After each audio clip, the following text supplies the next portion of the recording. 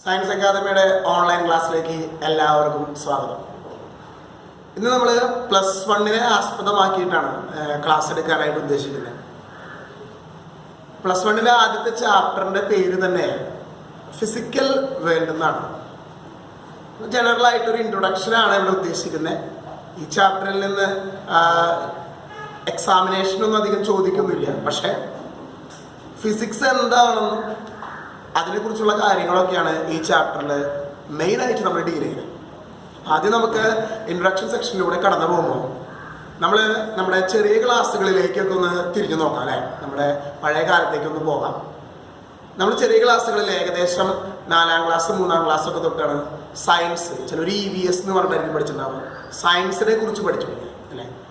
അതിൻ്റെ അകത്ത് നമ്മളിന്ന് പഠിക്കുന്ന കെമിസ്ട്രിയും ഫിസിക്സും ബയോളജിയും ഒക്കെ ഒരുമിച്ച് കൂടിയ ഒരു അവസ്ഥയായിരുന്നു അല്ലേ.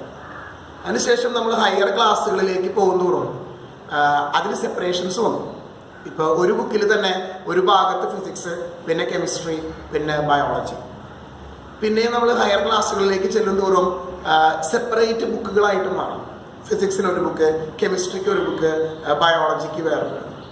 ഇപ്പം നമ്മൾ സ്പെഷ്യലൈസ് ചെയ്തുകൊണ്ടിരിക്കുക അല്ലേ. ഇപ്പം നിങ്ങൾ 10th കഴിഞ്ഞ് കഴിഞ്ഞാൽ +1 എടുത്തിരിക്കുന്നത് ഒന്നില്ലെങ്കിൽ ബയോമാത്സ് അല്ലെങ്കിൽ കമ്പ്യൂട്ടർ ആപ്ലിക്കേഷൻ ആ ഒരു രീതിയിലേക്ക് മാറും. അതായത് നമ്മൾ സയൻസിലേക്ക് മാത്രമായിട്ട് ചുരുങ്ങി അല്ലേ. ഇങ്ങനെയാണ് നമ്മളിനി ഇത് കഴിഞ്ഞ് കഴിഞ്ഞാൽ ഏതെങ്കിലും ഡിഗ്രി കോഴ്സുകളോ അല്ലെങ്കിൽ ബാച്ചിലർ കോഴ്സുകളോ ചെയ്യുമ്പോൾ വീണ്ടും സ്പെഷ്യലൈസ് ചെയ്യും. മാസ്റ്റർ ഓഫ് ഡിഗ്രി MSc പ്രോഗ്രാമുകൾ ചെയ്യുമ്പോൾ നമ്മൾ വീണ്ടും ആ പെർട്ടിക്കുലർ സബ്ജക്റ്റിലേക്ക് അതിൻ്റെ ഉള്ളിലേക്ക് വീണ്ടും സ്പെഷ്യലൈസ് ചെയ്ത് അങ്ങനെയാണ് നമ്മൾ പഠിച്ചുകൊണ്ടിരിക്കുന്നത് അല്ലേ. നമ്മൾ സയൻസിനെ മൊത്തത്തിൽ ചിന്തിക്കുന്നില്ല. ഇവിടെ ഫിസിക്സ് അതിനെക്കുറിച്ച് മാത്രമാണ് നമ്മൾ ഡിസ്കസ് ചെയ്യുന്നത് അല്ലേ. ഫിസിക്സ് എന്താണെന്ന് ചോദിച്ചു കഴിഞ്ഞാൽ it's A branch of science which deals with study of nature and natural phenomena എന്നാണ് പറയുന്നത്. പ്രകൃതിയെയും അതിൻ്റെ പ്രതിഭാസങ്ങളെയും കുറിച്ച് പഠിക്കുന്ന സയൻസിൻ്റെ ഒരു ബ്രാഞ്ചാണ് ഫിസിക്സ്. അപ്പോൾ എന്തിനാണ് ഇങ്ങനെ ബ്രാഞ്ചുകൾ അതായത് സയൻസിനെ വീണ്ടും ഇങ്ങനെ ഡിവൈഡ് ചെയ്തിരിക്കുന്നത്? നമുക്കറിയാം, നമ്മൾ ഡോക്ടറെ കാണാനായിട്ട് പോകും അല്ലേ. എന്തെങ്കിലും അസുഖങ്ങൾ വന്നു കഴിഞ്ഞാൽ സാധാരണ വല്ല ചെറിയ പനിയോ അല്ലെങ്കിൽ ചുമയോ ഒക്കെ വന്നു കഴിഞ്ഞാൽ നമ്മൾ ഫിസിഷ്യൻ്റെ അടുത്താണ് പോകുക അല്ലേ. അല്ലെങ്കിൽ നമുക്ക് കണ്ണിന് എന്തെങ്കിലും ബുദ്ധിമുട്ട് വരണമെങ്കിൽ നമ്മൾ ഐ സ്പെഷ്യലിസ്റ്റിൻ്റെ അടുത്തേക്ക് അല്ലേ. അങ്ങനെ നമ്മൾ ഓരോ ഇപ്പം MBBS എന്ന് പറയുന്ന ഡോക്ടർ, ഫിസിഷ്യൻ എന്ന് പറയുന്ന ഡോക്ടർ അല്ലാതെ സ്പെഷ്യലൈസ് ചെയ്ത് MD എടുത്തവരുണ്ട് അല്ലേ, ഓരോ കാര്യങ്ങൾക്കും വേണ്ടിയിട്ട്. ഇതുമാതിരി സയൻസ് എന്ന് പറയുന്ന മൊത്തത്തിലുള്ള ആ ഒരു ബൾക്കിനെ ഡിവൈഡ് ചെയ്തിട്ടുണ്ട് കുറേ ഭാഗങ്ങളായിട്ട്. പ്രധാന ഡിവിഷൻ എന്ന് പറയുന്നത് ഫിസിക്സ്, കെമിസ്ട്രി, മാത്സ്, ബയോളജി എന്ന് അങ്ങനെ പറഞ്ഞുകൊണ്ട് പോകും. ഇനി ഫിസിക്സിലേക്ക് നമുക്ക് ചെല്ലാം അല്ലേ. പ്രകൃതിയെയും അതിൻ്റെ പ്രതിഭാസങ്ങളെയും കുറിച്ച് പഠിക്കുന്ന സയൻസിൻ്റെ ഒരു ബ്രാഞ്ച്. നിങ്ങൾക്ക് ആ പിക്ചർ കാണാം.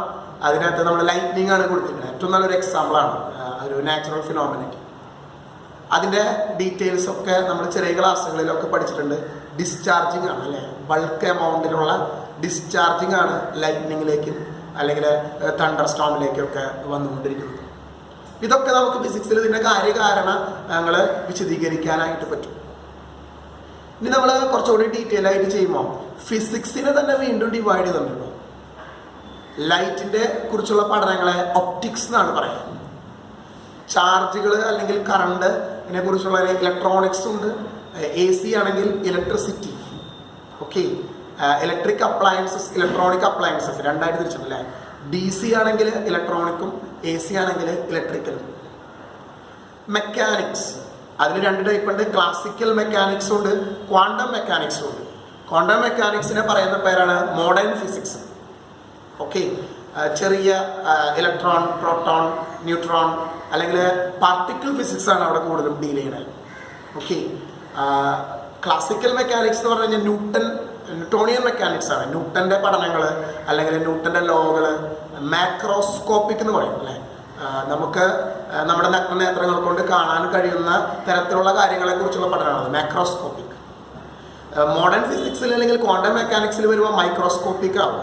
നമുക്ക് നമ്മുടെ നേക്കഡ് ഐ കൊണ്ട് കാണാൻ പറ്റാത്ത കാര്യങ്ങളെക്കുറിച്ചുള്ള ചാർജുകളെക്കുറിച്ചുള്ള പഠനമാണ്.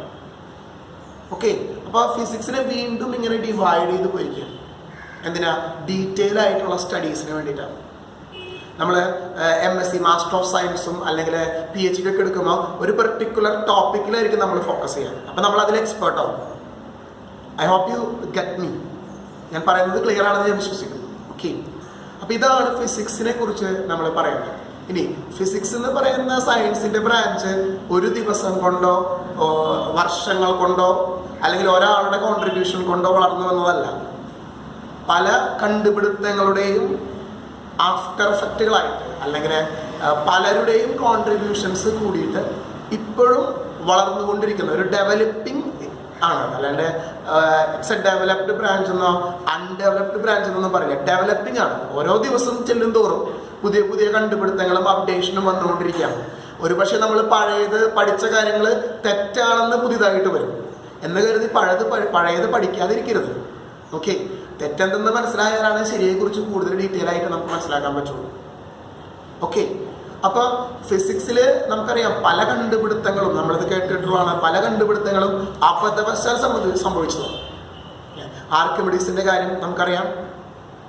അതുപോലെ തന്നെ നമ്മുടെ ക്രിസ്ത്യൻ ഓസ്റ്റഡ് എന്ന് പറയുന്ന സയന്റിസ്റ്റ്, ഇലക്ട്രിസിറ്റിയുമായി ഡീൽ ചെയ്ത് നിന്നൊരു സയന്റിസ്റ്റാണ്. അദ്ദേഹമാണ് ഇലക്ട്രിസിറ്റിക്ക് മാഗ്നറ്റിക് ക്യാരക്ടർ ഉണ്ടെന്ന് പഠിപ്പിച്ചത് അല്ലെങ്കിൽ കണ്ടുപിടിച്ചത്. ഒക്കെ ആക്സിഡന്റലി വന്നിരിക്കുന്ന കണ്ടുപിടുത്തങ്ങളാണ് വലിയ കണ്ടുപിടുത്തങ്ങളായിട്ട് മാറിയിരിക്കുന്നത്. പർപ്പസ്ഫുള്ളി കണ്ടുപിടിച്ച കാര്യങ്ങളുമുണ്ട്. ഇനി പണ്ട് കണ്ടുപിടിച്ച കാര്യങ്ങൾ പിന്നീട് തെറ്റാണെന്ന് പ്രൂവ് ചെയ്തിട്ടുണ്ട്. അതിൽ അപ്ഡേഷൻസ് കൊടുത്തിട്ടുണ്ട്. അപ്പോൾ സയൻസിൽ ഫിസിക്സിന്റെ പ്രത്യേകത എന്ത് കാര്യവും സ്വീകരിക്കാൻ തയ്യാറായിട്ടുള്ള ഒരു ബ്രാഞ്ചാണ് ഫിസിക്സ്. അപ്ഡേഷൻസും ഉണ്ട്, അല്ലെങ്കിൽ പുതിയ പുതിയ ഡിസ്കവറീസും ഒക്കെ ഫിസിക്സിൽ എന്താ പറയുക ആക്സെപ്റ്റബിൾ ആണ്. നമുക്കപ്പോൾ അതിൻ്റെ ഡീറ്റെയിൽസിലേക്ക് ചിന്തിക്കുമ്പോൾ ഫിസിക്സിൻ്റെ പ്രധാനപ്പെട്ട കുറച്ച് സയൻറ്റിസ്റ്റുകളെ ഇനിയും ഉണ്ട് കേട്ടോ. ഞാൻ കുറച്ച് പേരെ നോട്ട് ചെയ്യണമെന്ന് മാത്രമേ ഉള്ളൂ. നിങ്ങൾക്ക് പരിചിതമായ മുഖങ്ങളാണ് അതിലൊക്കെ.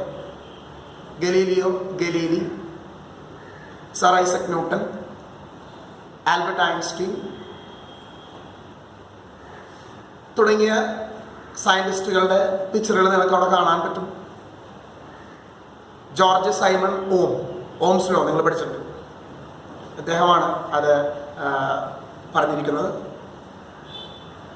അങ്ങനെ ഒരു സയൻറ്റിസ്റ്റുകളുടെ നീണ്ട നിര തന്നെ നമുക്ക് പറയാൻ പറ്റും. സയൻറ്റിസ്റ്റുകളുടെ നീണ്ട നിര തന്നെയുണ്ട്.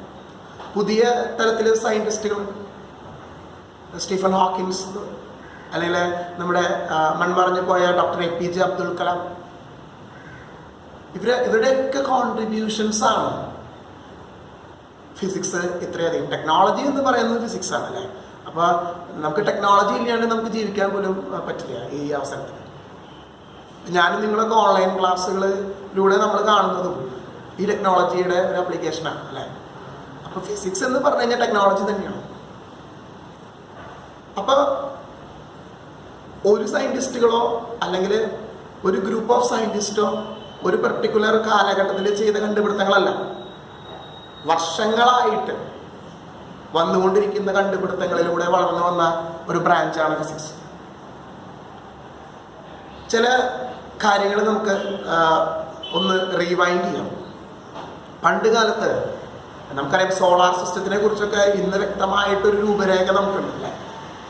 സണ്ണിന് ചുറ്റും കറങ്ങിക്കൊണ്ടിരിക്കുന്ന പ്ലാനറ്റ്സുകളെ കേന്ദ്രീകരിച്ചുകൊണ്ട് ട്രാവൽ ചെയ്യുന്ന അല്ലെങ്കിൽ റിവോൾവ് ചെയ്യുന്ന സാറ്റലൈറ്റുകൾ, ആർട്ടിഫിഷ്യലുണ്ട്, നാച്ചുറലുണ്ട്.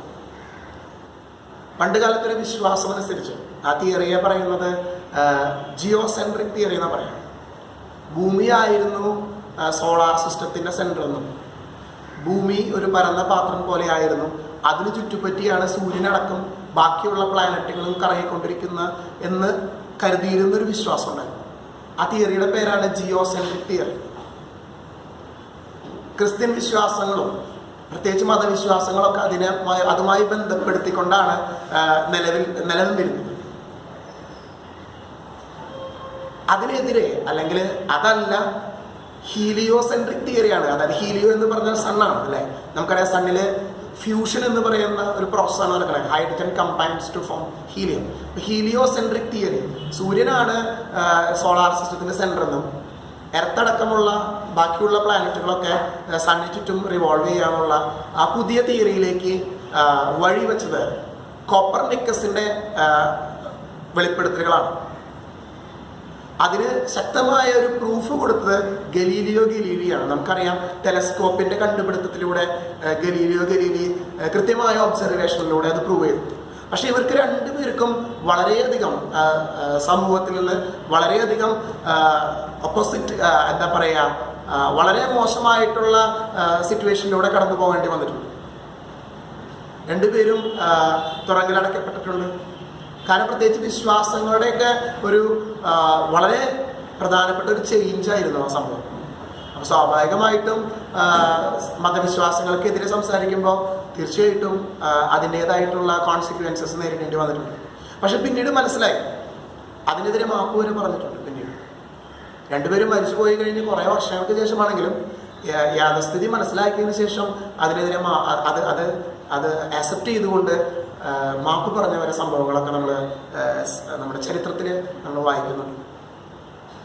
അപ്പോൾ സയൻറ്റിസ്റ്റുകളെ കുറിച്ചും അപ്പോൾ ഫിസിക്സിൽ എപ്പോഴും അപ്ഡേഷൻസ് ഉണ്ട്. ഇപ്പോൾ എല്ലാവരും ചോദിക്കും, ഇതൊക്കെ തെറ്റാണെന്ന് അറിഞ്ഞിട്ട് പിന്നെ എന്തിനാ പഠിക്കണേ? എല്ലാം തെറ്റൊന്നുമില്ല. ഒന്നുമില്ലായ്മയിൽ നിന്നാണ് നമ്മൾ കണ്ടുപിടുത്തങ്ങളും കാര്യങ്ങളൊക്കെ കൊണ്ടുവരുന്നത്. അപ്പോൾ അതിൻ്റേതായിട്ടുള്ള ഡ്രോബാക്സുകൾ ഉണ്ടാവും. ഇപ്പം നമ്മളൊരു എക്സാമ്പിൾ പറയാൻ ടെക്നോളജിയെ കുറിച്ച് പറയുകയാണെങ്കിൽ ചാൾസ് ബാബേജ് അല്ലേ, ഫാദർ ഓഫ് കമ്പ്യൂട്ടേഴ്സ് എന്നാണ് പറയുന്നത്. കമ്പ്യൂട്ടറിൻ്റെ കണ്ടുപിടിച്ച വ്യക്തി എന്ന് പറയുന്നത് ചാൾസ് ബാബേജാണ്. ചാൾസ് ബാബേജിൻ്റെ കമ്പ്യൂട്ടർ ഒരു മുറി മൊത്തം എംബഡഡ് ആയിരുന്നു. വാക്യൂം ട്യൂബ്സ് എന്ന് പറയുന്ന ആ ടെക്നോളജിയാണ് അദ്ദേഹം ഉപയോഗിച്ചിരുന്നത്. വളരെ സ്ലോ ആയിരുന്നു. Electronic numerical integration and calculation ഇതൊക്കെ നമ്മൾ പഠിച്ചിട്ടുള്ളതാണ്. പക്ഷെ ഇന്നത്തെ ജനറേഷനിലെ കാൽക്കുലേറ്ററുമായിട്ട് ഒന്ന് കമ്പയർ ചെയ്ത് നോക്കി എന്ന് വിചാരിച്ച് ആ കണ്ടുപിടുത്തം മോശമാണോ? അല്ല, അതാണ് ഇന്ന് നമ്മൾ ഉപയോഗിക്കുന്നതിലേക്ക് വഴി തെളിച്ചത്. അതുകൊണ്ടാണ് ഇപ്പോഴും അദ്ദേഹത്തെയൊക്കെ നമ്മൾ ഓർക്കണേ. അപ്പോൾ അപ്ഡേഷൻസ് ആണ് വന്നുകൊണ്ടിരിക്കണേ അല്ലെ. ടെക്നോളജിയുടെ ഒരു ഇക്വേഷൻ എന്ന് പറയുന്നത് മിനിമം സ്പേസ് മാക്സിമം എഫിഷ്യൻസി, അതാണ് നമ്മൾ നോക്കിക്കൊണ്ടിരിക്കണേ. നിങ്ങൾ കമ്പ്യൂട്ടറിൻ്റെ അല്ലെങ്കിൽ നമ്മുടെ സ്മാർട്ട് വാച്ച് വരെ അല്ലേ, കമ്പ്യൂട്ടർ ഇപ്പോൾ നമ്മുടെ റിസ്റ്റിലാണ് കിടക്കണേ. അപ്പോൾ അത്രയും സൈസ് കുറച്ചു, പക്ഷേ എഫിഷ്യൻസി കൂട്ടി. ഇതാണ് ടെക്നോളജി. ടെക്നോളജി എന്ന് പറയുമ്പോൾ ഫിസിക്സ് ആണ് അവിടെ പറയുന്നത്. സോ ഫിസിക്സിൻ്റെ പഠനം വളരെ അത്യാവശ്യമാണ്. ഓക്കെ, ഇനി നമുക്ക് പ്രധാനപ്പെട്ട കുറച്ച് കണ്ടുപിടുത്തങ്ങളും അവരുടെ സിമ്പിൾ ഒരു സ്റ്റാമ്പ് പോലെ ഇറക്കിയിരിക്കുന്നതാണ്. അതിൽ നിങ്ങൾക്ക് ടെലിഫോൺ കാണാം. ഞാൻ എല്ലാം ഒന്നും പറയുന്നില്ല. അലക്സാണ്ടർ ഗ്രഹാം ബെൽ അല്ലേ, അതിൻ്റെ അടിയിൽ ബെല്ലെന്ന് എഴുതിയിട്ടുണ്ട്. അതുപോലെ ക്യൂറി, റേഡിയോ ആക്റ്റീവ് ആയിട്ടുള്ള സബ്സ്റ്റൻസ് അല്ലേ, റേഡിയം എന്ന് പറയുന്ന ആ സബ്സ്റ്റൻസിൻ്റെ കണ്ടുപിടുത്തത്തിലേക്ക് വഴിതെളിച്ചത്. അതുകൊണ്ട് അതങ്ങനെ സിമ്പിൾ കൊടുത്തു. ആ സിമ്പിൾ റേഡിയേഷന് അല്ലെങ്കിൽ റേഡിയോ ആക്ടിവിറ്റി ഉള്ള സ്ഥലങ്ങളിൽ കൊടുക്കുന്ന സിമ്പിളാണത്. ആ ക്യൂറി എന്ന് പറയുന്ന സിമ്പിൾ കൊടുത്തിരിക്കുന്നത്. അപ്പം അതുപോലെ കുറേ സിമ്പിളുകൾ നിങ്ങൾക്ക് കാണാം. ടെസ്ല അല്ലെ, നിക്കോള ടെസ്ല നിങ്ങൾ കേട്ടിട്ടുണ്ട്. അതാത് സയൻറ്റിസ്റ്റുകളുടെ സ്മരണാർത്ഥമാണ് ആ യൂണിറ്റുകളും അല്ലെങ്കിൽ ആ കണ്ടുപിടുത്തങ്ങൾക്കൊക്കെ അവരവരുടെ പേര് കൊടുക്കുന്നത്. ഇനി നമുക്ക് വളരെ ഫേമസ് ആയിട്ടുള്ള ഒരു ഇക്വേഷനാണ് E=mc² അല്ലെ. ആൽബർട്ട് ഐൻസ്റ്റൈൻ ഡെവലപ്പ് ചെയ്തൊരു ഇക്വേഷനാണ്. E for energy, M four mass, MC എന്ന് പറയുന്നത് വെലോസിറ്റി ഓഫ് ലൈറ്റ് ആണ് in free space or vacuum. സിയുടെ വാല്യൂ ഒക്കെ നിങ്ങൾ പഠിച്ചിട്ടുണ്ട്. 3 × 10⁻⁸ m/s ആണ്. എനർജി മാസ് തമ്മിലുള്ള റിലേഷനാണ്. നമ്മൾ ഉപയോഗിക്കുന്ന വലിയ ന്യൂക്ലിയർ വെപ്പൺസിലേക്കുള്ള കണ്ടുപിടുത്തങ്ങളിലേക്കുള്ള വഴിതെളിച്ച ഒരു ഇക്വേഷൻ കൂടിയാണത്. അല്ലെങ്കിൽ നമ്മൾ ന്യൂക്ലിയർ റിയാക്ടറുകളൊക്കെ ഉപയോഗിക്കും. എനർജി മാസ് റിലേഷനാണ്. അതൊക്കെ നമ്മൾ ഡീറ്റെയിൽ ആയിട്ട് പഠിക്കട്ടോ. ഞാൻ പറഞ്ഞതൊരു ഇൻട്രൊഡക്ഷനാണ്. ഞാൻ കുറച്ച് ഇന്ത്യൻ സയൻറ്റിസ്റ്റുകളെ നിങ്ങളുടെ മുന്നിൽ പരിചയപ്പെടുത്താണ്. നമുക്ക് പേര് കേൾക്കുമ്പോൾ തന്നെ അറിയാം. കുറച്ച് സയൻറ്റിസ്റ്റുകളുടെ പേര് നമ്മുടെ മനസ്സിൽ വരും. സർ CV രാമൻ അല്ലേ, നമുക്കറിയാം. ഹോമി ജെ ബാബ അല്ലേ, ഇഷ്ടംപോലെ നമ്മുടെ സയൻറ്റിസ്റ്റുകളുടെ പേരുകൾ നിങ്ങൾക്ക് അതിൽ നിന്ന് വായിക്കാം അല്ലേ. ശ്രീനിവാസൻ നമുക്കറിയാം അതൊക്കെ. അപ്പോൾ ഇവരുടെയൊക്കെ കോൺട്രിബ്യൂഷൻസൊക്കെ ഫിസിക്സിലുണ്ട്. നമുക്ക് ബേസിൽ നിന്ന് തുടങ്ങുമ്പോൾ ആറ്റമാണ് എല്ലാത്തിൻ്റെയും ബിൽഡിംഗ് ബ്ലോക്സ് എന്നാണ് പറയുന്നത് അല്ലേ. ആറ്റത്തിന് നമ്മുടെ നേക്കഡ് ഐ കൊണ്ട് കാണാൻ പറ്റില്ല, കാരണം അത്രയും ചെറുതാണ്, മൈന്യൂട്ടാണ്. അപ്പോൾ ആദ്യമായിട്ട് ആറ്റം എന്നതിന് അവതരിപ്പിക്കുമ്പോൾ അതിനൊരു മോഡൽ കൊടുക്കണ്ടേ. ഇപ്പം ഞാൻ പറയുന്നു, എൻ്റെ അടുത്തൊരാൾ നിൽക്കുന്നുണ്ട്, നിങ്ങൾ കാണുന്നില്ലേ എന്ന് ചോദിക്കുമ്പോൾ നിങ്ങൾ അദ്ദേഹത്തെ കാണുകയോ അല്ലെങ്കിൽ അദ്ദേഹത്തിൻ്റെ പ്രസൻസ് സൗണ്ടായിട്ടോ നിങ്ങൾക്ക് കേൾക്കുകയോ ചെയ്താലാണ് നിങ്ങളത് വിശ്വസിക്കുള്ളൂ അല്ലേ. അല്ലാതെ ഞാൻ ഇവിടെ ഇതുണ്ട് എന്ന് പറഞ്ഞു കഴിഞ്ഞാൽ തീർച്ചയായിട്ടും അതൊരു വിശ്വസനീയമായിട്ടുള്ള കാര്യമല്ല. അങ്ങനെയാണ് ഈ ആറ്റം മോഡലുകളിലേക്ക് ചിന്തിച്ചു കൊടുക്കുക.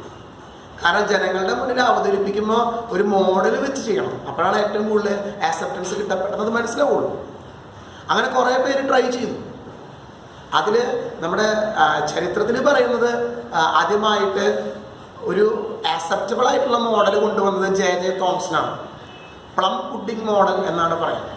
ഇലക്ട്രോൺസ് എന്ന് പറയുന്ന പാർട്ടിക്കിളിൻ്റെ ഡിസ്കവറാണ് J Thomson. Plum pudding model അല്ലേ. എന്തുകൊണ്ടാണ് അദ്ദേഹം പ്ലം പുഡിംഗ് മോഡൽ എന്ന് പറഞ്ഞാൽ ഏറ്റവും ഈസി ആയിട്ട് മനസ്സിലാവാൻ വേണ്ടിയിട്ടാണ്. നമുക്കറിയാം നമ്മുടെ പുഡിങ്ങിൽ പ്ലം ഇരിക്കുന്ന അവസ്ഥ. ഇനി നമുക്ക് അതൊന്നും വേണമെങ്കിൽ ഒരു വാട്ടർ മെലൺ, ഒരു തണ്ണിമത്തൻ എടുത്ത് മുറിച്ചാൽ മതി. റെഡ് കളറിൽ നമുക്ക് ഫ്ലഷ് കാണാം, ബ്ലാക്ക് കളറിൽ സീഡ്സ് കാണാം. ഇതുപോലെ അല്ലെങ്കിൽ ഒരു പുഡിങ്ങിൽ പ്ലം ഇരിക്കുന്നത് പോലെയാണ് ആറ്റത്തിൻ്റെ സ്ട്രക്ചർ എന്നാണ് ജെ തോംസൺ പറഞ്ഞത്. പെട്ടെന്ന് മനസ്സിലാവാൻ വേണ്ടിയിട്ടാണ്. അവിടെ ആ പിക്ചറിൽ കാണിച്ചിട്ടുണ്ട്. ആ ബ്ലൂ കളറിൽ കാണിച്ചിരിക്കുന്നതൊക്കെ പോസിറ്റീവ് ചാർജിനെ റെപ്രസെൻ്റ് ചെയ്യുന്ന ഭാഗങ്ങളാണ്. അതിൽ റെഡിഷ് കളറിൽ കാണിച്ചിരിക്കുന്ന ആ ചെറിയ സർക്കിൾസ് അല്ലെങ്കിൽ ആ സ്പിയേഴ്സ് നെഗറ്റീവ് ചാർജിനെ സൂചിപ്പിക്കുന്നതാണ്, ഇലക്ട്രോൺസിനെ സൂചിപ്പിക്കുന്നതാണ്. ഈ ഒരു അവസ്ഥയാണ് ആറ്റത്തിനെന്നാണ് ജെ തോംസൺ പറഞ്ഞത്. അതാണ് പ്ലം പുഡിംഗ് മോഡൽ. പക്ഷെ നമുക്കറിയാം ഒരു തിയറി അല്ലെങ്കിൽ ഒരു മോഡൽ കൊണ്ടുവരുമ്പോൾ അത് വെച്ച് അതിൻ്റെ ഫീച്ചേഴ്സ് അല്ലെങ്കിൽ ക്യാരക്ടറിസ്റ്റിക്സുകളൊക്കെ എക്സ്പ്ലെയിൻ ചെയ്യാൻ പറ്റും. ഈ മോഡൽ ഡിസ്കാർഡ് ചെയ്തു. കാരണം പോസിറ്റീവ് നെഗറ്റീവ് ചാർജസ് ഒരുമിച്ചിരിക്കുന്ന അവസ്ഥ, ന്യൂട്രൽ ആയിട്ടുള്ള അവസ്ഥ, പ്രത്യേകിച്ച് ഒരു എഫക്റ്റ് ഉണ്ടാവില്ല. അപ്പം ആറ്റം എന്ന് പറയുന്ന കോൺസെപ്റ്റ് തന്നെ വാനിഷ്ഡ് ആവും ഈ ഒരു മോഡൽ വെച്ച് പറയുകയാണെങ്കിൽ. അത് ഡിസ്കാർഡ് ചെയ്തു. അതിനുശേഷം നമ്മളിപ്പോൾ കേട്ടിരിക്കുന്നതാണ് റൂദർഫോർഡ് എന്ന് പറയുന്ന സയൻറ്റിസ്റ്റ് വന്നിട്ട് ഗോൾഡ് ഫോയിൽ എക്സ്പെരിമെൻ്റ് അഥവാ ആൽഫ സ്കാറ്ററിംഗ് എക്സ്പെരിമെൻ്റ്, ഒരു എക്സ്പെരിമെൻ്റ് അദ്ദേഹം കണ്ടക്ട് ചെയ്തു അല്ലേ. വളരെ തിന്നായിട്ട് ഫോയിൽ, നിങ്ങൾ കേട്ടല്ലോ ഫോയിൽ, അലുമിനിയം ഫോയിൽ, നമ്മൾ ഫുഡൊക്കെ പാക്ക് ചെയ്യാൻ വേണ്ടി ഉപയോഗിക്കുന്നത് വളരെ തിന്നായിട്ടുള്ള മെറ്റാലിക് ആ സ്ട്രക്ചറിയാണ് ഫോയിൽ എന്ന് പറയുന്നത്. അപ്പോൾ ഗോൾഡ് എടുക്കാൻ കാരണം ഗോൾഡ് ഒരു ഗുഡ് കണ്ടക്ടറാണ്, അതുകൊണ്ട് തന്നെയാണ്. വളരെ തിന്നായിട്ട് മാലിയബിലിറ്റി, ഡക്ടിലിറ്റി ഒക്കെ പഠിച്ചിട്ടുണ്ട് അല്ലേ. നമുക്ക് എത്ര വേണമെങ്കിലും അതിനെ വലിച്ചു നീട്ടാം, അതിനടിച്ച് പരത്താം. ഓർണമെൻറ്റ്സ് ഒക്കെ ഉണ്ടാക്കാനായിട്ട് പ്രിഫർ ചെയ്യുന്നത് അതുകൊണ്ടൊക്കെ തന്നെയാണ്. മെറ്റൽസിൻ്റെ ഒരു ജനറൽ പ്രോപ്പർട്ടിയാണ് മാലിയബിലിറ്റി ആൻഡ് ഡക്ടിലിറ്റി. ആ റൂദർഫോർഡ് ചെയ്തൊരു എക്സ്പെരിമെൻറ്റിൻ്റെ ഒരു സ്ട്രക്ചറാണ് അവിടെ കാണുന്നത്. ആൽഫ പാർട്ടിക്കിൾസ് എന്ന് പറയുന്നത് പോസിറ്റീവ്ലി ചാർജ് ആയിട്ടുള്ള പാർട്ടിക്കിൾസാണ്. അത് കണ്ടിന്യൂസ് ആയിട്ട് എമിറ്റ് ചെയ്യണം. അതൊരു ഗോൾഡ് ഫോയിലേക്ക് കൂടെ കടത്തിവിടണം. ചുറ്റും ഈ വരുന്ന ആൽഫ പാർട്ടിക്കിൾസിനെ ഡിറ്റക്ട് ചെയ്യാനായിട്ട് അവിടെ ഒരു സ്ക്രീൻ അല്ലെങ്കിൽ ഡിറ്റക്ടർ വെച്ചിട്ടുണ്ട്. പഠനങ്ങൾ വളരെ എളുപ്പമാണ്. ഞാൻ നിങ്ങൾക്ക് ഏറ്റവും മനസ്സിലാവാൻ എളുപ്പത്തിന് വേണ്ടി ഒരു എക്സാമ്പിൾ പറയുന്നതാണോ. വെറുതെ വിചാരിക്കുക 1000 ആൽഫ പാർട്ടിക്കിൾസിനെയാണ് അദ്ദേഹം കടത്തിവിട്ടതെന്ന് വിചാരിക്കുക. ഓക്കെ, അതിൽ 600 എണ്ണം, ഇതൊരു നമ്പർ പറയുന്നതാട്ടോ മനസ്സിലാവാൻ വേണ്ടിയിട്ട്, 600 എണ്ണം ഒന്നും സംഭവിക്കാണ്ട് ഗോൾഡ് ഫോയിലിനെ പെനിട്രേറ്റ് ചെയ്ത് പോയി. സോ അവിടെ നിന്ന് ഒരു പ്രധാനപ്പെട്ട ഒരു സ്റ്റേറ്റ്മെന്റ് വന്നു. Almost major space of the atom are vacant, അല്ലെങ്കിൽ ഒരാറ്റത്തിലെ ഭൂരിഭാഗം സ്പേസും വാക്കൻ്റ് ആണ്. അതുകൊണ്ടാണ് ആൽഫ പാർട്ടികളൊന്നും സംഭവിക്കാണ്ട് കടന്നുപോയത്. ഇനി ബാക്കി 400 എണ്ണം ഉണ്ട് അല്ലേ, എൻ്റെ ഒരു കണക്ക് വെച്ച് പറയുകയാണെങ്കിൽ. അതിൽ 200 എണ്ണം റിഫ്ലക്റ്റ് ചെയ്തോളൂ. അപ്പോൾ ആൽഫ പാർട്ടിക്കിളിൻ്റെ ചാർജ് പോസിറ്റീവ് ആണെന്ന് വൃത്തിയായിട്ട് അറിയാം. അപ്പോൾ പോസിറ്റീവ് ചാർജ് റിഫ്ലക്റ്റ് ചെയ്ത് വരുന്നുണ്ടെങ്കിൽ അവിടെ പോസിറ്റീവ് ചാർജിൻ്റെ പ്രസൻസ് ഉണ്ടാവും ആറ്റത്തിൽ. അപ്പോൾ ഓൾമോസ്റ്റ് സെൻട്രൽ പാർട്ടിൽ പോസിറ്റീവ് ചാർജിൻ്റെ പ്രസൻസ് ഉണ്ടെന്ന് അദ്ദേഹത്തിന് മനസ്സിലായി. ബാക്കിയുള്ള 200 എണ്ണം ഓൾമോസ്റ്റ് ഡീവിയേറ്റ് ചെയ്ത് പോയി. അപ്പം അദ്ദേഹം പറഞ്ഞു ഡീവിയേറ്റ് ചെയ്യണമെങ്കിൽ ഒന്നുകിൽ പോസിറ്റീവ് ചാർജ് റിഫ്ലക്റ്റ് ചെയ്യണതാണ്, അല്ലെങ്കിൽ അവിടെ നെഗറ്റീവ് ചാർജിൻ്റെ പ്രസൻസ് ഉണ്ട്, അവിടേക്ക് അട്രാക്ട് ചെയ്തതാണ്. അപ്പോൾ ആറ്റത്തിന് നമ്മളിന്ന് കാണുന്ന ഒരു ബേസിക് സ്ട്രക്ചർ വരുന്നത് ഇവിടെ നിന്നാണ്. ഒരാറ്റത്തിൻ്റെ സെൻട്രൽ ഭാഗം പോസിറ്റീവ് ചാർജാണ്, അതിനെ ന്യൂക്ലിയസ് എന്നാണ് വിളിച്ചത്. താഴെ നിങ്ങൾക്ക് കാണാം. അതിന് ചുറ്റും നെഗറ്റീവ് ചാർജായിട്ടുള്ള പാർട്ടിക്കിൾസ് ഉണ്ട്, അതിന് ഇലക്ട്രോൺസ് എന്ന് വിളിച്ചു. അങ്ങനെ ആ ഇലക്ട്രോൺസ് ഒക്കെ റിവോൾവ് ചെയ്തുകൊണ്ടിരിക്കുകയാണ്. പക്ഷെ ഈ മോഡലും ഡിസ്കാർഡ് ചെയ്തു. കാരണം ഒരാറ്റത്തിൻ്റെ അല്ലെങ്കിൽ ഇലക്ട്രോണിൻ്റെ സ്റ്റെബിലിറ്റി പറയാനായിട്ട് റൂദർഫോർഡിന് പറ്റിയില്ല. നിങ്ങൾക്കറിയാം ന്യൂക്ലിയസ് എന്ന് പറയുന്നത് പോസിറ്റീവ് ചാർജുകൾ ഒരുമിച്ചിരിക്കുന്ന അവസ്ഥയാണ്. ഇലക്ട്രോൺസ് ഒറ്റയ്ക്കാണ് ഇരിക്കണം അല്ലേ. തീർച്ചയായിട്ടും നിങ്ങളൊരു വടംവലി അല്ലേ, ടാഗ് ഓഫ് വാർ ഒന്ന് ആലോചിച്ച് നോക്കൂ. ഒരിടത്ത് ഒരാളും അപ്പുറത്തെ എൻഡിൽ ഒരു 100 പേര് നിന്ന് വലിക്കുകയാണെങ്കിൽ തീർച്ചയായിട്ടും ആ ഒരാൾക്ക് എത്ര ശക്തി ഉണ്ടെന്ന് പറഞ്ഞാലും കുറച്ച് കഴിയുമ്പോൾ അയാൾ പരാജയപ്പെടും ഡെഫിനറ്റ്ലി. ഇതുപോലെ ഈ പോസിറ്റീവ് ചാർജ് ആയിട്ടുള്ള ന്യൂക്ലിയസ് ഒരുമിച്ചിരുന്നിട്ട് നെഗറ്റീവ് ചാർജ് ആയിട്ടുള്ള ഇലക്ട്രോണിനെ ഓരോന്നാണ് അട്രാക്ട് ചെയ്യണേ. തീർച്ചയായിട്ടും കുറച്ച് കഴിയുമ്പോൾ ഇലക്ട്രോൺസ് വന്ന് ന്യൂക്ലിയസിൽ വീഴേണ്ടതാണ്. പക്ഷെ അങ്ങനെ സംഭവിക്കണില്ല.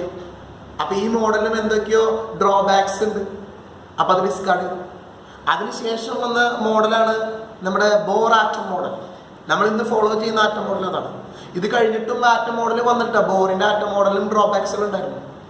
Vector atom model, Sommerfeld atom model എന്നൊക്കെ പറഞ്ഞിട്ടുണ്ട്. പക്ഷെ നമ്മുടെ സിലബസിന്റെ ആ ഒരു റെസ്ട്രിക്ഷനിൽ അത് വേണ്ട. നമുക്ക് ബോർ ആറ്റം മോഡൽ പഠിച്ചാൽ മതി. നീൽസ് ബോർ എന്താ ചെയ്തത്? റൂദർഫോർഡ് ആറ്റം മോഡൽ ഒന്ന് അപ്ഡേറ്റ് ചെയ്തു. എന്താ പറഞ്ഞ? കറങ്ങിക്കൊണ്ടിരിക്കുന്ന ഇലക്ട്രോൺസിന് ആംഗുലാർ മൊമെന്റം, അതിന്റെ ആംഗുലാർ മൊമെന്റം, ആ ടൈമിനെ കുറിച്ചൊക്കെ നമ്മൾ ഡീറ്റെയിൽസ് പഠിക്കും. അത് ഇന്റഗ്രൽ മൾട്ടിപ്പിൾ ഓഫ് h/2π ആണെന്ന് പറഞ്ഞു. ഒരു കോൺസ്റ്റന്റ് ആണെന്ന് പറഞ്ഞു. അത് എക്സ്റ്റേണൽ ഫോഴ്സുകളൊന്നും അവിടെ ആക്ട് ചെയ്യില്ല. അപ്പൊ അതൊരു പെർട്ടിക്കുലർ പാത്ത് ഫോളോ ചെയ്യുന്നു പറഞ്ഞു. പിന്നെ ഓരോ ഇലക്ട്രോൺസും ഓരോ എനർജി ലെവലിൽ ഒരു ഓർബിറ്റിലാണ് ഇരിക്കുന്നത്. ഓരോ ഓർബിറ്റിൽ നിന്ന് ഹയർ എനർജി ലെവലിലുള്ള ഒരു ഓർബിറ്റിൽ നിന്ന് ലോവർ എനർജി ലെവലിലുള്ള ഓർബിറ്റിലേക്ക് പോകുമ്പോൾ എനർജി എമിറ്റ് ചെയ്യുന്ന പറയുന്നത്. അവിടെയാണ് hν എന്നൊക്കെ പറഞ്ഞിട്ട് പ്ലാങ്ക്സ് എന്ന് പറയുന്ന സയന്റിസ്റ്റിന്റെ ഇക്വേഷനോട് ഉപയോഗിച്ചിട്ടാണ് അവിടെ പറയുന്നത്. എനർജി ലെവൽ ഡിഫറൻസ്, ന്യൂ ഫ്രീക്വൻസിയാണ്. h ഒരു പ്ലാങ്ക്സ് കോൺസ്റ്റന്റ് ആണ്. ഓക്കെ, ആ എനർജി അപ്പൊ ഹയർ ലെവലിലേക്ക് പോകണമെങ്കിലോ എനർജി അബ്സോർബ് ചെയ്യണം. ഹയർ ലെവലിൽ നിന്ന് ലോവർ ലെവലിലേക്ക് വരണമെങ്കിലോ എനർജി റിലീസ് ചെയ്യും. അങ്ങനെ ആറ്റത്തിന് കൃത്യമായിട്ടൊരു സ്റ്റെബിലിറ്റിയും കാര്യങ്ങളൊക്കെ പറഞ്ഞത് നീൽസ് ബോറാണ്. ബോർ ആറ്റം മോഡലാണ് നമ്മൾ ഇന്ന് ഫോളോ ചെയ്യുന്നത്. അപ്പൊ ഇതാണ് നമ്മുടെ ബേസിക് ആറ്റം. എല്ലാ ബിൽഡിംഗ് ബ്ലോക്സുകളും അല്ലെങ്കിൽ എല്ലാ കൺസ്ട്രക്ഷനുകളുടെയും ബിൽഡിംഗ് ബ്ലോക്സ് എന്ന് പറയുന്നത് ആറ്റമാണ്. ആറ്റത്തിന്റെ സ്ട്രക്ചർ സെയിം ആണ്, പക്ഷെ നമ്പർ ഓഫ് പാർട്ടിക്കിൾസ്. അപ്പൊ ആറ്റത്തിൽ ആരൊക്കെയുള്ള? സെൻട്രൽ ന്യൂക്ലിയസിൽ പ്രോട്ടോൺസും ഉണ്ട്, ന്യൂട്രോൺസും ഉണ്ട്. ചുറ്റും ഇലക്ട്രോൺസ് റിവോൾവ് ചെയ്യുന്നുണ്ട്. പ്രോട്ടോൺസിന്റെ ചാർജ് പോസിറ്റീവ്, ന്യൂട്രോൺ ന്യൂട്രൽ ആണ്, ചാർജ് ഇല്ല. അപ്പൊ ന്യൂക്ലിയസിന്റെ ചാർജ് പോസിറ്റീവ് ആണ്. ഓക്കെ, ഇലക്ട്രോൺസിന്റെ ചാർജ് നെഗറ്റീവ്. അപ്പൊ ഇതാണ് അവസ്ഥ. ഇനി പല എലമെന്റുകളുടെയും ആറ്റം ഡിഫറെന്റ് ആണ് എന്ന് പറഞ്ഞ നമ്പറിലാണ് ഡിഫറെന്റ്. ന്യൂട്രോണിന്റെയും പ്രോട്ടോണിന്റെയും ഇലക്ട്രോണിന്റെയും എണ്ണത്തിൽ വരുന്ന വ്യത്യാസമാണ്. അല്ലാതെ ആറ്റത്തിന്റെ സ്ട്രക്ചറിൽ മാറ്റം വരുന്നില്ല. സൈസ് കൂടും കുറയും, നിങ്ങൾക്കറിയാം, ആലോചിച്ചാൽ അറിയാം. ഓക്കെ, അപ്പൊ ഇതാണ് നമ്മുടെ സയൻസിന്റെ ബേസ്. ഇനി ഈ ആറ്റംസ് കൂടി ചേർന്നിട്ട് മോളിക്യൂൾസ് ആവുന്നതാണ്. ഇതാണ് ഒരു ആറ്റത്തിന്റെ സ്ട്രക്ചറായിട്ട് നമ്മൾ പറയുന്നത്. ആറ്റംസ് കൂടി ചേർന്ന് മോളിക്യൂൾസുകളായിട്ട് മാറുന്ന പറയുന്നത്. അങ്ങനെയാണ് അത് സബ്സ്റ്റൻസും അങ്ങനത്തെ കാര്യങ്ങളൊക്കെ ആവണം. നിങ്ങൾ പഠിച്ചിട്ട് മാറ്റർ ആവണം. ഇതാണ് ബേസിക്സ്. ഫിസിക്സിലും കെമിസ്ട്രിയിലും ഒക്കെ വരുന്ന ബേസിക്കാണ്. ഓക്കെ, ഇനി നമ്മുടെ ഫിസിക്സിന്റെ റേഞ്ച്. ഫിസിക്സിൽ ഏറ്റവും മൈന്യൂട്ടായിട്ടുള്ള കാര്യം മുതൽ വളരെ വലിയ റേഞ്ച് വരെ ഡീൽ ചെയ്യുന്നുണ്ട്. കെമിസ്ട്രിയിലൊക്കെ ഒരു പെർട്ടിക്കുലർ റേഞ്ച്, ഒന്നില്ലെങ്കിൽ മൈക്രോസ്കോപ്പിക് ആയിട്ടുള്ള റേഞ്ചാണ് കൂടുതൽ ഡീൽ ചെയ്യുന്നത്, കൂടുതലും. പക്ഷെ ഫിസിക്സിൽ മൈക്രോസ്കോപ്പിക് ഉണ്ട്, മാക്രോസ്കോപ്പിക് ഉണ്ട്. ആറ്റം ലെവൽ തൊട്ട് ഗാലക്സി ലെവൽ വരെ നമ്മൾ ഡീൽ ചെയ്യുന്നുണ്ട്, അല്ലെങ്കിൽ യൂണിവേഴ്സ് ലെവൽ. പിന്നെ അതിനപ്പുറത്തേക്ക് അവിടെ ഞാൻ റേഞ്ച് കാണിച്ചിട്ടുണ്ട്. ഏറ്റവും ചെറിയ റേഞ്ചാണ് 10⁻⁻15 മീറ്റർ. അതിൻ്റെ അർത്ഥം നിങ്ങൾക്ക് അറിയാമെന്ന് വിചാരിക്കുന്നു. 1/10⁻15 ആണ്. ഒന്നില് എത്രയോ ചെറിയ ഒരു ഭാഗമാണ്. 0.00000 അങ്ങനെ 14 സീറോസ് കഴിഞ്ഞിട്ട് ഒരു അത്ര മീറ്റർ, അത്രയും ചെറുതാണ്. അതാണ് ആറ്റം. ഒരു ഫെംറ്റോമീറ്റർ എന്നാണ് അതിനെ പറയുക, അല്ലെങ്കിൽ ഒരു ഫെർമി എന്ന് പറയും. ഒരു ന്യൂക്ലിയസിന്റെ സൈസാണ്. ആറ്റത്തിന്റെ അല്ല, ന്യൂക്ലിയസിന്റെ സൈസ്. ഇനി പാർ സെക്കൻഡ് അല്ലേ, ചിലപ്പോൾ കേട്ട് കാണില്ല. നിങ്ങൾ ആസ്ട്രോണമിക്കൽ യൂണിറ്റ് ലൈറ്റ് ഇയർ എന്നൊക്കെ പറഞ്ഞ് പഠിച്ചിട്ടല്ലേ, ഡിസ്റ്റൻസ് മെഷർ ചെയ്യാൻ വേണ്ടി ഉപയോഗിക്കുന്നതാണ്. അതിൽ ഏറ്റവും വലിയ റേഞ്ചാണ് പാർ സെക്കൻഡ്. അതിൻ്റെ വാല്യൂ ആണ് തന്നിരിക്കണേ. 3.086 × 10⁻16 മീറ്റർ. അത്രയ്ക്കും വലുതാണ്. അപ്പോൾ നോക്കിക്കേ, ഏറ്റവും മൈന്യൂട്ടായിട്ടുള്ള കാര്യത്തിൽ നിന്ന് ഏറ്റവും മാക്രോസ്കോപ്പിക് ആയിട്ടുള്ള കാര്യത്തിലേക്ക് വരെ ഫിസിക്സ് ഡീൽ ചെയ്യുന്നുണ്ട്. ഇതാണ് ഫിസിക്സിൻ്റെ റേഞ്ച്. ഇതിൻ്റെ ഉള്ളിൽ എന്ത് കാര്യം നമ്മൾ ഡീൽ ചെയ്യുന്നുണ്ട്, മനസ്സിലായെന്ന് വിചാരിക്കുന്നു. ഇതിനെക്കുറിച്ചൊക്കെ ഡീറ്റെയിൽ ആയിട്ട് അടുത്ത ചാപ്റ്ററിൽ വരട്ടെ. ഇത് ഇൻട്രൊഡക്ഷൻ സെക്ഷനാണ്, ഫസ്റ്റ് ചാപ്റ്റർ.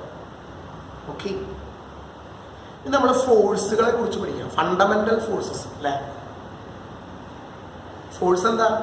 ഒരു ഒബ്ജക്റ്റിന്റെ പൊസിഷനോ അല്ലെങ്കിൽ അതിന്റെ ഷേപ്പിനോ മാറ്റം വരുത്തുന്ന എന്തോ, അതാണ് ഫോഴ്സ്. ഫോഴ്സുകളെ 4 ആയിട്ട് തിരിച്ചിട്ടുണ്ട് ഫണ്ടമെന്റലി. യൂണിവേഴ്സലി ഫോഴ്സുകളെ 4 ആയിട്ട് തിരിച്ചിട്ടുണ്ട്. ഞാൻ പറയാൻ പോകുന്നത് ഡിക്രീസിങ് ഓർഡർ ഓഫ് സ്ട്രെങ്ത് ആണ്.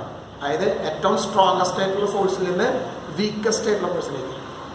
Strong nuclear force, electromagnetic force, weak nuclear force, gravitational force. അപ്പോൾ ഏറ്റവും വീക്കസ്റ്റ് ഫോഴ്സ് ഏതാ? ഗ്രാവിറ്റേഷണൽ ഫോഴ്സാണ്. ഏറ്റവും സ്ട്രോങ്ങസ്റ്റ് ഫോഴ്സ് ഏതാ? സ്ട്രോങ് ന്യൂക്ലിയർ ഫോഴ്സാണ്. ഈ സ്ട്രോങ് ന്യൂക്ലിയർ ഫോഴ്സ് എവിടെയാണ് കാണാം? ന്യൂക്ലിയസിൻ്റെ ഉള്ളിൽ. ന്യൂക്ലിയസിൻ്റെ ഉള്ളിൽ ആ ന്യൂക്ലിയോൺസ് എന്ന് പറയും അല്ലെ, പ്രോട്ടോണും ന്യൂട്രോണും, അതിൻ്റെ ഇടയിൽ കാണുന്ന ഫോഴ്സാണ് ഏത്? Strong nuclear force. അതാണ് ഏറ്റവും സ്ട്രോങ്ങസ്റ്റ്. പക്ഷെ അതിൻ്റെ റേഞ്ച് വളരെ കുറവാണ്.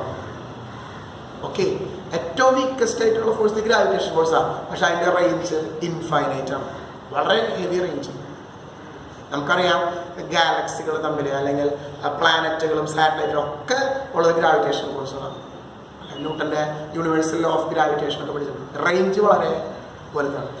പക്ഷേ സ്ട്രെങ്ത്, അപ്പോൾ ഇതിങ്ങനെയാണ് കമ്പയർ ചെയ്ത് എല്ലാ 4 ഫോഴ്സിനെയും ഒരു റേഞ്ചിലേക്ക് കൊണ്ടുവന്ന് കമ്പയർ ചെയ്തതാണ് ഉണ്ടാവും. അതിൻ്റെ റേഞ്ച്, റിലേറ്റീവ് സ്ട്രെങ്ത് നമ്മൾ സ്ട്രോങ് ന്യൂക്ലിയർ ഫോഴ്സ് വെച്ചിട്ടാണ് കമ്പയർ ചെയ്യുന്നതെങ്കിൽ ഇലക്ട്രോ മാഗ്നറ്റിക് ഫോഴ്സ് 100-1 ഉള്ളൂ, 10⁻⁻² ആണ്.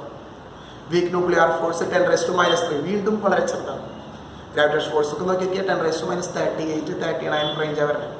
വളരെ ചെറുതാണ്, റേഞ്ച് കമ്പയർ ചെയ്തതാണ് അല്ലേ. നമ്മൾ ഒരു കാര്യം മനസ്സിലാക്കണമെങ്കിൽ ഒന്നിനെ മറ്റൊന്നായിട്ട് കമ്പയർ ചെയ്യണം. റിലേറ്റീവ് ആണ് എപ്പോഴും അല്ലേ. ഒരു വസ്തു മൂവ് ചെയ്യേണ്ടെന്ന് നമുക്ക് മനസ്സിലാവുന്നത് മറ്റു വസ്തുക്കളായിട്ട് അറിയാതെ നമ്മൾ കമ്പയർ ചെയ്തിട്ടുണ്ട്. ഓക്കെ, സോ ഇതാണ് ഈ ചാപ്റ്ററിൽ നിന്ന് ക്വസ്റ്റ്യൻസ് വരുന്ന ഭാഗം. ഇതാണ് കേട്ടോ fundamental force. Strongest force in the universe ഏതാ? Strong nuclear force. Weakest force in the universe ഏതാ? Gravitation force. അപ്പം ഇതൊക്കെയാണ് ഫിസിക്സിൻ്റെ ഇൻട്രൊഡക്ഷൻ സെക്ഷനിൽ നിന്ന് എനിക്ക് നിങ്ങളോട് പറയാനുള്ളത്. പഠിക്കാനായിട്ട് എളുപ്പവും രസകരവുമായിട്ടുള്ള ഒരു സയൻസിൻ്റെ ഒരു ബ്രാഞ്ചാണ് physics, if you love it അല്ലേ. സമയമെടുത്ത് പഠിക്കണം, നന്നായിട്ട് വായിക്കണം. അപ്പോഴാണ് അതിൻ്റെ ആ ഗ്രൂത്തും കണ്ടുപിടുത്തങ്ങളും എങ്ങനെയൊക്കെ ആയിരുന്നു എന്നൊക്കെ നമുക്ക് മനസ്സിലാവുള്ളൂ. ഇപ്പോഴും വളർന്നുകൊണ്ടിരിക്കണം, നമ്മളൊക്കെ അതിൻ്റെ ഒരു ഭാഗമാണ്. ഒരുപക്ഷെ നാളെ നമ്മളായിരിക്കാം വേറെ ഏതെങ്കിലും ഒരു കണ്ടുപിടുത്തമായിട്ട് ഈ ബ്രാഞ്ചിലേക്ക് വരുന്നത്. സോ ഇത്ര നേരം എന്നെ കേട്ടിരുന്ന എല്ലാവർക്കും നന്ദി പറഞ്ഞു. അടുത്തൊരു എപ്പിസോഡിൽ നമുക്ക് വീണ്ടും കാണാം. എന്തെങ്കിലും സംശയം ഉണ്ടെങ്കിൽ നിങ്ങൾക്ക് ഡയറക്റ്റായിട്ട് താഴെ കാണുന്ന നമ്പറിൽ വിളിക്കാം. ഇഷ്ടപ്പെട്ടെങ്കിൽ നിങ്ങൾക്ക് ലൈക്ക് ചെയ്യാം, സബ്സ്ക്രൈബ് ചെയ്യാം. Thank you very much.